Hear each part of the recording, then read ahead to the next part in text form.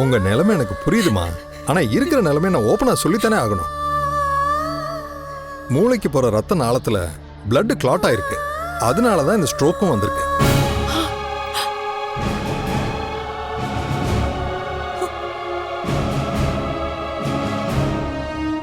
அந்த கிளாட்டை கரைக்கிறதுக்கு மெடிசின்ஸ் கொடுத்துருக்கோம். அது மெடிசின்லயே கரைஞ்சிருச்சுன்னா உயிருக்கு எந்த ஆபத்தும் இல்லை.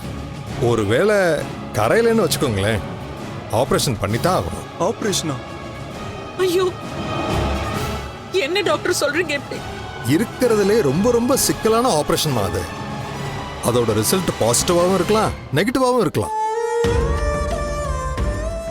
50-50 சான்ஸ் தான் அது.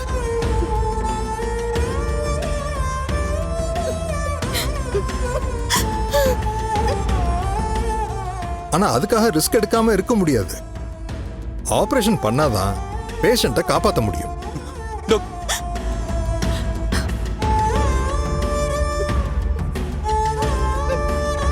டாக்டர், ஆபரேஷன் தான் ஒரே ஆப்ஷன்னா அதை பண்ணிடலாம் டாக்டர். இந்த ஆபரேஷனை ஹை ப்ரொஃபைல் இருக்கிற சர்ஜன் தான் செய்வார். அவரோட ஃபீஸோட சேர்த்து மொத்தம் ஒரு 5 lakhs ஆகும்.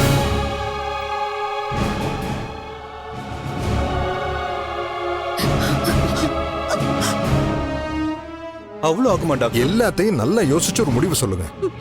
சர்ஜரிக்கு அவசியமே இல்லாம மெடிசின்லே குணமாயிடணும்னு கடவுள்கிட்ட மனசார வேண்டிக்கணும்.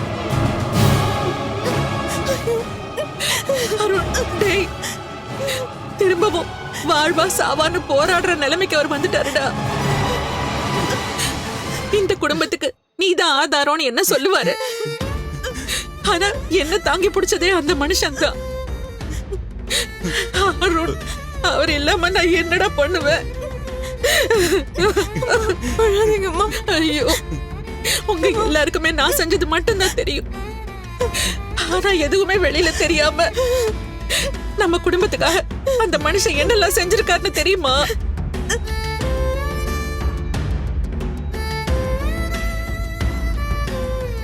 தன்னோட கனவு ஆசைன்னு நமக்காக எவ்வளவோ தியாகம் பண்ணிருக்காருடா. அவரை மாதிரி ஒருத்தர் பார்க்கவே முடியாது.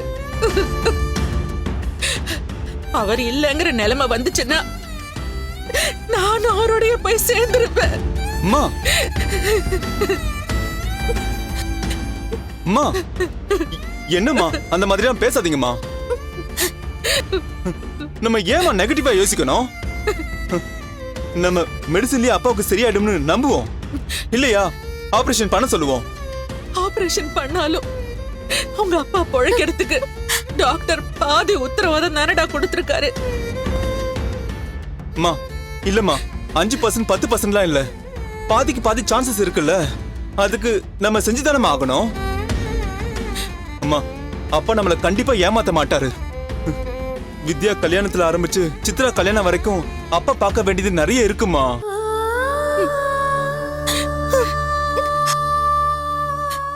கண்டிப்பா கண்டிப்பா அப்பா மீண்டு வந்துருவாருமா. அந்த நம்பிக்கையோட நம்ம முடிவு எடுப்போம்.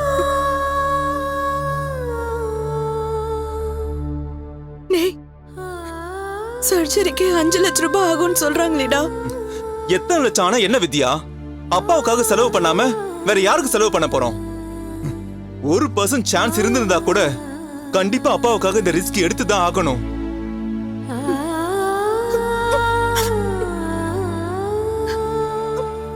அதெல்லாம் சரிதான் அருண்.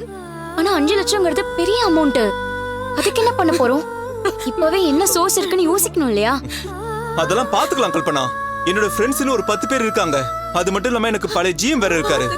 அவங்க கிட்ட எல்லாம் 5000 10,000ன்னு ஒவ்வொருத்தர்கிட்டையும் கொஞ்சம் கொஞ்சம் கேட்டா கூட கண்டிப்பா பணத்தை ரெடி பண்ணி நாம அப்பாவை காப்பாத்திடலாம். எங்க அப்பாவை கண்டிப்பா நான் காப்பாத்தி ஆகணும். அவர் முன்ன போல உயிர் பொழைச்சு வரணும். அதுக்காக நான் யார்கிட்ட வேணாலும் கையேந்த தயாரா இருக்கேன். அம்மா, நீங்க எதுக்கும் கவலைப்படாதீங்கம்மா.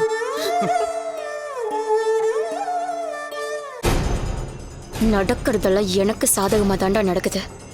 சர்ஜரி ஃபெயிலியர் ஆகி அப்பம் போய் சேரணும். இருக்கிற கடன் போதாதுன்னு இந்த கடனையும் சேர்த்துக்கிட்டு காலம் பூரா கஷ்டப்பட்டு நீ சாகணும்.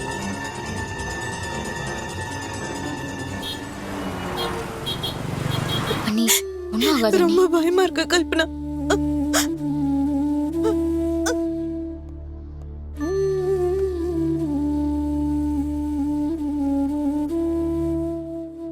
சுதா சுதா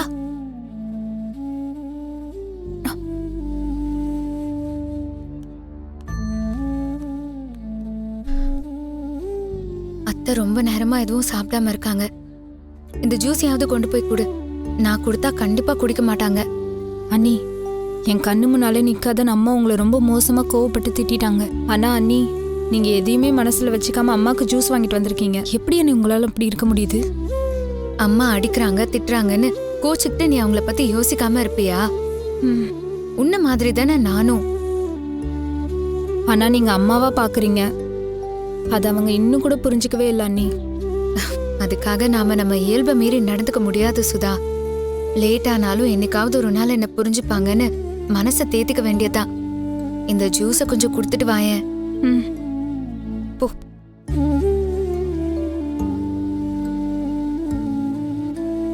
அம்மா, அப்போல இருந்து நீங்க எதுவும் சாப்பிடவே இல்லை. இந்தாங்கம்மா, இந்த ஜூஸாவது குடிங்கம்மா. எனக்கு வேணாம் சுதா. இனிமே பயம் இல்லைன்னு டாக்டர் சொல்லணும். அது வரைக்கும் என்னை யாரும் வற்புறுத்தாதீங்க. அம்மா, டாக்டர், அம்மா, நீங்க தாராளமா ஜூஸ் குடிக்கலாம் மேடம். என்ன டாக்டர் சொல்றீங்க? இப்பதான் ஸ்கேன் ரிப்போர்ட் வந்துச்சு. நாங்க கொடுத்த மெடிசின்ஸ்ல பிளட் கிளாட் கரைஞ்சிருச்சு.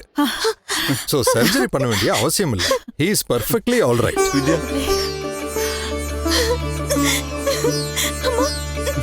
அம்மா,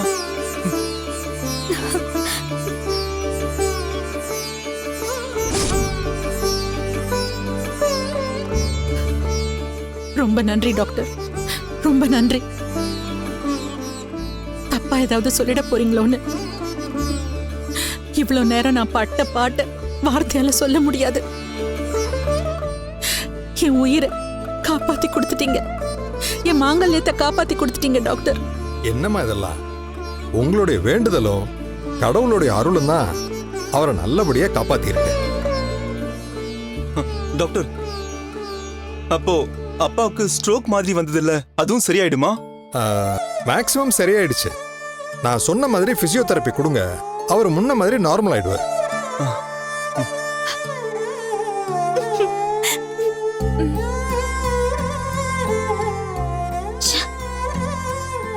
அந்த கிழவனுக்கு ஆயுசு கெட்டி போல இருக்கு. லேஸ்ல சாக மாட்டேங்கிறானே. இப்ப நடந்தது ஒரு மிரக்கல் மாதிரி தான். மருந்தாலேயே பிரச்சனையை சரி பண்ணியாச்சு. ஆனா இதுக்கு காரணம் என்னன்னு தெரிஞ்சுக்கணும் இல்லையா?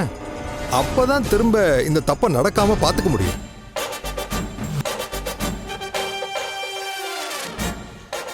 பேஷண்ட்டுக்கு திடீர்னு இப்படி ஆனது காரணம் உங்கள யாரோ ஒருத்தர் தான். என்ன சொல்றீங்க?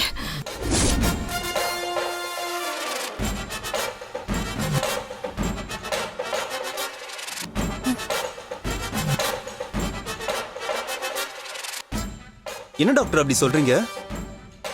நாங்க மெடிசின்ஸ்லாம் கரெக்டா கொடுத்துட்டு தானே வரோம். கரெக்டா கொடுக்கலங்கிறது தான் பிரச்சனையே.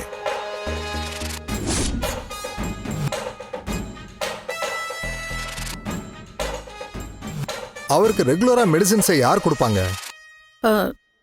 நான் தான் கொடுப்பேன் டாக்டர். சில சமயங்கள்ல என் பையன் கொடுப்பான். நேத்து என் பொண்ணு கொடுத்தா.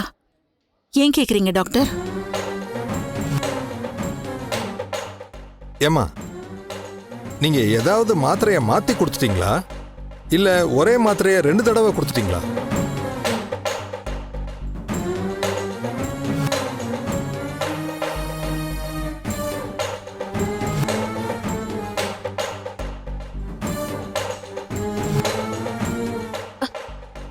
இல்ல டாக்டர், கவர்ல இருந்ததை பார்த்து தான் கொடுத்தேன். நான் எதையும் மாத்தி கொடுக்கல, எக்ஸ்ட்ராவும் கொடுக்கல டாக்டர். இல்லம்மா, ஏதோ ஒரு மாத்திரைய வழக்கமான அளவை விட அதிகமா கொடுத்துருக்கீங்க.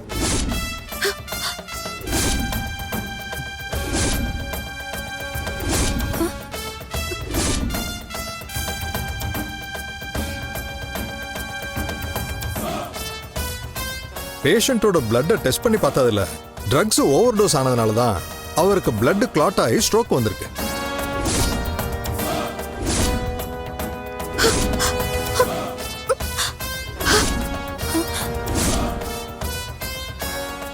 மாத்திரையை கரெக்டா கொடுத்திருந்தா இந்த பிரச்சனை வர சான்ஸே இல்லை.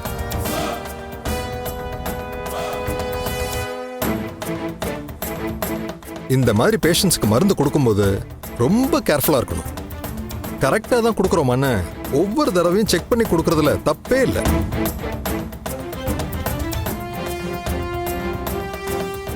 மாத்திரைக்கு எக்ஸ்பைரி டேட் இருக்கா, நான் சொன்ன எம்ஜியை விட ஹெவி டோஸ் வாங்கிட்டாங்களான்னு எல்லாமே பார்த்து தான் வாங்கணும். ஏதாவது ஒரு சின்ன தப்பு பண்ணாலும் பெரிய ரிஸ்க் ஆயிடும். இப்போ கூட அவர் கிரிட்டிக்கல் கண்டிஷனுக்கு போயிட்டு தான் வந்திருக்காரு.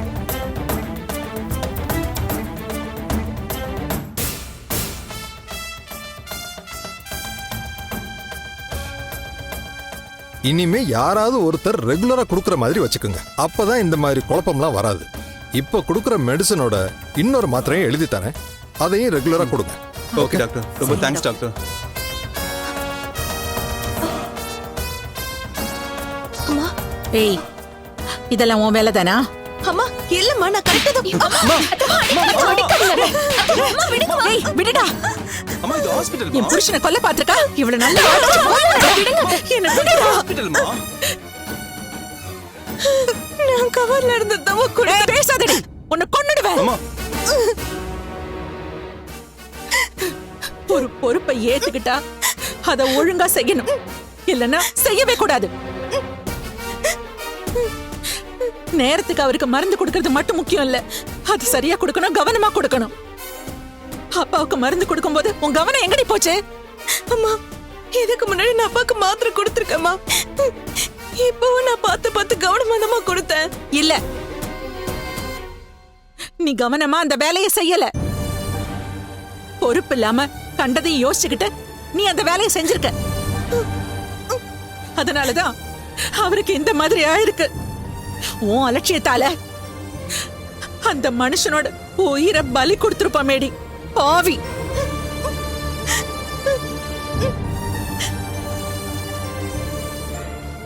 அம்மா, அக்கா ஏதோ தெரியாம பண்ணிட்டா, விடுங்கம்மா. எப்படி விட முடியும்? செத்து பொழைச்சு வந்திருக்காரு உங்க அப்பா. ஏதோ நல்ல நேரம் அவருக்கு இதோட போச்சு. அவருக்கு ஏதாவது ஆயிருந்தா நீ என்னடி பண்ணிருப்ப? போன உசுர மீட்டு கொடுத்திருப்பியா?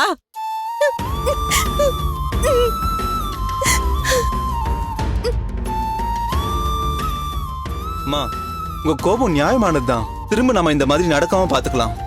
இனிமே யாரு மருந்து கொடுத்தாலும் கவனமா ஒரு தடவைக்கு 2 தடவை பார்த்துட்டே கொடுக்கலாம். வித்யா, சும்மா அவ என்ன பண்றா, இவ என்ன பண்றா, அவளை என்ன பண்ணலான்னு அத பத்தியே யோசிக்காம செய்யற வேலையில கொஞ்சம் போக்கஸ்டா இரு. இந்த விஷயத்துல இனிமே நான் யாரையும் நம்ப போறதா இல்ல. என் புருஷனுக்கு நானே மருந்து கொடுத்துக்கிறேன். உங்க எல்லாரையும் விட எனக்கு என் புருஷன் தான் ரொம்ப முக்கியம். இனிமே வேற யாராவது அந்த மருந்து கவரை தொட்டிங்க, அப்புறம் நான் அவளை தொலைச்சிருவேன். அவரை நானே பாத்துக்கிறேன். அம்மாமா அம்மாமா. அழாதீங்கம்மா. அதான் அப்பாக்கு ஒண்ணும் இல்லைன்னு டாக்டர் சொல்லிட்டாங்கல்லம்மா. நீங்க வாங்கம்மா. போங்கம்மா, வாங்கம்மா. ஏதாவது சாப்பிடுங்க போங்க.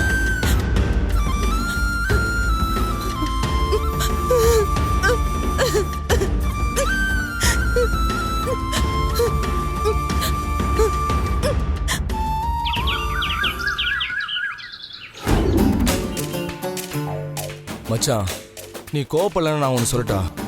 உன் ஒய்ஃபை போட்டு தள்ள நீயும் பல தடவை ட்ரை பண்ணியிருக்க. ஆனால் 1-2 தடவை மிஸ் ஆனால் பரவாயில்ல, ஒவ்வொரு தடவையும் மிஸ் ஆயிருக்கு. ஏன்னு யோசிச்சு பாத்தியா?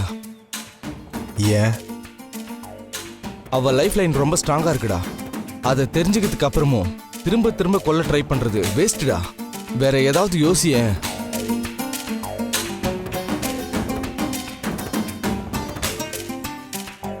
வேற என்ன செய்யலாம் நீ நினைக்கிற? என்ன மன்னிச்சிருமான அவ காலில் விழுந்து சரண்டர் ஆயிடவா? இல்ல அவ மனசு மாறுற வரைக்கும் வீட்டு முன்னாடியே உட்காந்து உண்ணாவிரதம் இருக்கவா? நீயே ஒரு நல்ல ஐடியாவா சொல்றா? நீ நக்கல் அடிக்கிறன்னு நல்லாவே தெரியுது. ரொம்ப நாள் போராடியும் நீ நினைச்சது நடக்கலங்கிறப்போ மாத்தி யோசிக்கலான்னு தான் சொல்றேன். வேற என்ன செஞ்சாலும் கோமதி வழிக்கு வர மாட்டா. அந்த எக்ஸ்ட்ரீமுக்கு அவ போயிட்டா. ஏன் பாப்பா என்கிட்ட திரும்பி வரணும்?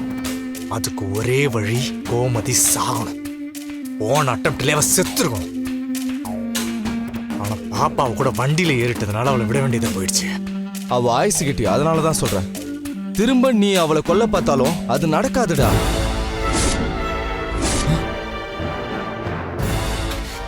இப்ப நான் போட்டிருக்கிற பிளான் கிளீனா இருக்கு. இதுல ஏதாவது பிரச்சனை வருமானு எல்லா ஆங்கிள்லையும் யோசிச்சு தான் நான் இதை ஃபைனல் பண்ணியிருக்கேன். இந்த தடவை அவ தப்பிக்கிறதுக்கு சான்ஸே இல்லை. கண்டிப்பா அவ கதையை முடிச்சிடணும்.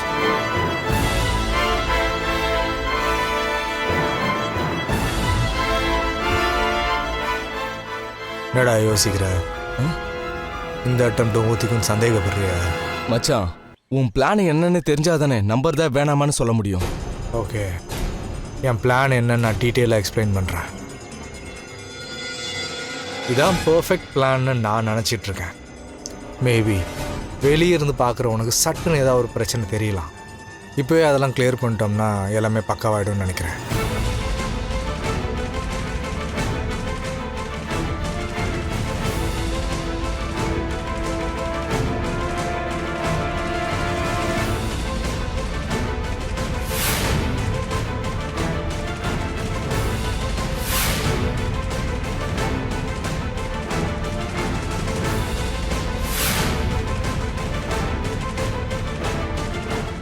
என் ஐடியா ஓகே தானே?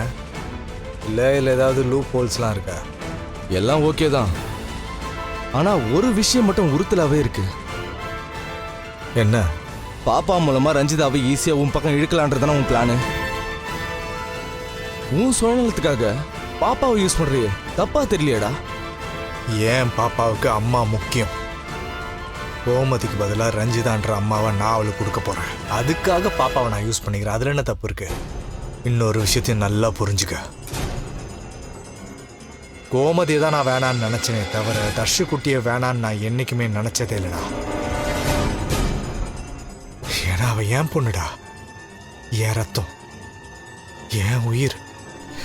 என் லைஃப்ல அவளும் வேணும், ரஞ்சிதாவும் வேணும். ரெண்டு பேரும் என்னால மிஸ் பண்ணவே முடியாது.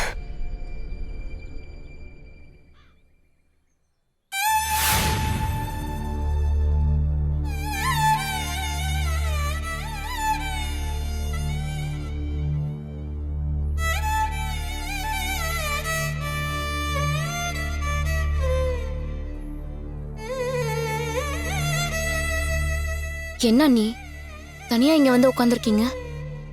ஒன்றும் இல்லை கல்பனா, சும்மாதான். எனக்கு தெரியும் அண்ணி, அத்தை உங்களை அடிச்சதையும் யோசிச்சுட்டு இருக்கீங்களா? மாமாக்கு திடீர்னு அப்படி ஆனதால அத்தை ரொம்ப பயந்துட்டாங்க அண்ணி. அந்த டென்ஷன்ல தான் உங்ககிட்ட கோவமா அப்படி நடந்துக்கிட்டாங்க. அதெல்லாம் நீங்க மனசுல வச்சுக்காதீங்க அண்ணி. கல்பனா, நான் ஒன்றும் மாத்திரையை வேணும்னே மாத்தி கொடுக்கலையே. கவர்ல இருந்தது தானே கொடுத்தேன். அம்மா என்ன திட்டுறதோட நிறுத்தி இருந்தா பரவாயில்ல. ஹாஸ்பிட்டல்ல அத்தனை பேருக்கும் முன்னால என்ன அடிச்சதுதான் எனக்கு கஷ்டமா இருக்கு. விடுங்க அண்ணி, அம்மா கிட்ட அடி வாங்கினதெல்லாம் பெருசா எடுத்துப்பீங்களா? அப்ப இருந்த கோவத்துல ஏதோ அடிச்சிட்டாங்க. நாளைக்கே அதெல்லாம் மறந்துடுவாங்க அண்ணி. அதுக்கப்புறம் வித்யா வித்யான்னு எதுக்கு எடுத்தாலும் உங்களை தான் முதல்ல கூப்பிடுவாங்க. இல்ல கல்பனா, என்னதான் பெத்த பொண்ணா இருந்தாலும் காசு இருந்தாதான் சொந்த வீட்லயே மதிப்பாங்க. காசு இல்லைன்னா அம்மாவா இருந்தாலும் வேற மாதிரி தான் ட்ரீட் பண்ணுவாங்க போல இருக்கு. ஏன் நீ இப்படி எல்லாம் பேசுறீங்க? நீங்க சொல்ற மாதிரி அம்மா வேற எங்கேயாச்சும் இருக்கலாம், ஆனா அத்தை அப்படி கிடையாது. நீ தான் அப்படி நினைச்சிட்டு இருக்க. ஆனா எங்க அம்மா ஆரம்பத்துல இருந்து பார்ஷியலா தான் இருந்திருக்காங்க. ஒரே புள்ளைங்கிறதுனால அருணை தலையில தூக்கி வச்சு கொண்டாடுவாங்க. நாங்களாம் உங்களுக்கு செகண்டரி தான். அது வெளிப்படையா தெரியாது கல்பனா.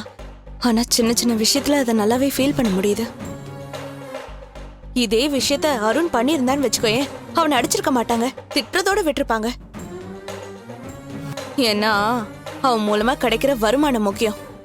ஆனா என்னால இங்க என்ன பிரயோஜனம் இருக்கு சொல்லு? நானும் வேலைக்கு போய் சம்பாதிச்சிருந்தா அம்மா என்ன அடிச்சிருக்க மாட்டாங்க. வேலையும் வருமானமும் தானே இங்க எல்லாமே தீர்மானிக்குது. அண்ணி, எனக்கு என்னவோ நீங்க அத்தையை தப்பா புரிஞ்சுக்கிட்டீங்களோன்னு தோணுது. இல்ல கல்பனா, நான் சொல்றதுதான் உண்மை. அம்மா இப்படி இருக்கிறத நான் தப்பா சொல்லல. யாரு சம்பாதிக்கிறாங்களோ அவங்களுக்கு கூடுதல் மதிப்பும் மரியாதையும் கிடைக்கிறது சகஜம் தானே. எல்லா இடத்துலயும் அதான ரியாலிட்டி. நான் சம்பாதிக்கலேன்னு தான் எனக்கு கஷ்டமா இருக்கு. நீங்க கவலைப்படாதீங்க அண்ணி, நம்ம தான் பொட்டிக் பிசினஸ் ஆரம்பிக்கலாம் தானே பேசிட்டு இருக்கோம். அதுல இறங்கிட்டோம்னா நீங்க எதிர்பார்க்கிற மரியாதை எல்லாம் தானாவே வந்து அமையும். நீ சொல்றதுலாம் சரிதான். ஆனா பொட்டிக் ஆரம்பிக்கிறதுலாம் சாதாரண விஷயம் இல்லையே. அதுக்கு பெரிய இன்வெஸ்ட்மெண்ட் வேணும். அவ்வளோ பணத்துக்கு நான் இங்க போறது? அண்ணி, அத பத்திலாம் நீங்க ஏன் அண்ணி கவலைப்படுறீங்க? இன்னைக்கே நம்ம ஒரு கடையை போய் பாக்குறோம். அது உங்களுக்கு பிடிச்சிருந்தா ஒரே வாரத்துல நம்ம அந்த பொட்டிக்கை செட் பண்ணி பிசினஸ் ஸ்டார்ட் பண்றோம். விளையாடாத கல்பனா. ஒரு சாதாரண செலவுக்கே இங்க மொழி பிதுங்குது. நீ என்னன்னா பிசினஸ் ஆரம்பிக்கிறத போய் ஏதோ விண்டோ ஷாப்பிங் மாதிரி பேசிட்டு இருக்க. அண்ணி, காரணம் இல்லாம நான் எதையும் சொல்ல மாட்டேன்னு உங்களுக்கு தெரியாதா? கதவு திறக்குமான்னு வெயிட் பண்ணிட்டு இருந்தா எந்த கதவும் கண்டிப்பா திறக்காது. துணிஞ்சு இறங்கிட்டோம்னா தன்னால வழி கிடைக்கும். நீங்க முதல்ல என் கூட இடம் பார்க்க வாங்க. இன்வெஸ்ட்மெண்ட்டுக்கு என்ன வழிங்கிறத நான் சொல்றேன். உங்ககிட்ட டேலண்டும் நாலேஜும் நல்லாவே இருக்கு. என் வார்த்தையை நம்புனீங்கன்னா கூடிய சீக்கிரத்துல நீங்க ஒரு பெரிய பிசினஸ் விமனா பேர் வாங்கிருவீங்க.